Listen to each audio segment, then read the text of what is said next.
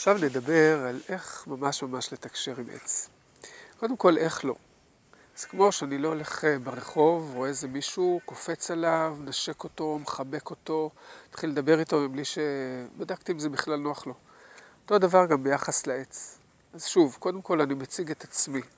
מה הכוונה שלי? לעץ יש את ההילה שלו, יש את השדה האנרגטי שלו, ואפשר ממש להרגיש אותו. מאיזה כיוון, באיזה קצב להתקרב. ותראו מה קורה לעץ כשאני מתקרב אליו, ואיך העלים זזים. אפשר פשוט להרגיש בלב, זה עושה מאוד טוב להרגיש בלב את האנרגיה הזו, אנרגיה של חיים, אנרגיה של צמיחה.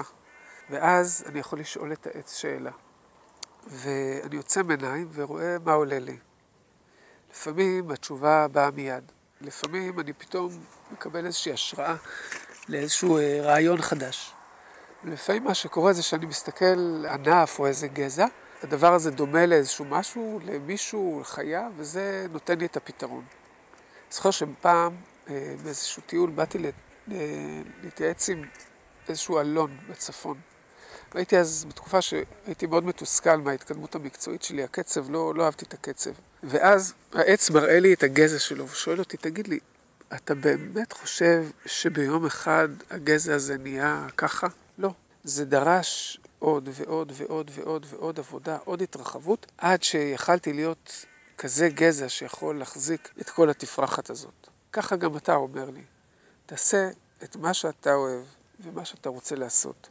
עוד ועוד, ואז תראה ברכה.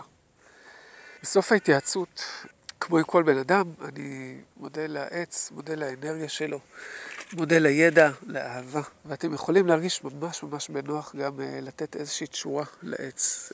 זה יכול להיות תמר, אגוז, טיון, משהו שגם הנמלים שם יוכלו ליהנות ממנו.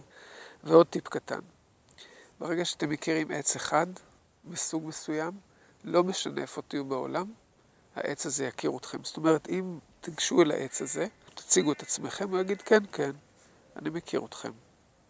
כי העצים מחוברים אחד לשני. אהוי, תודה ולהתראות בסרטון הבא.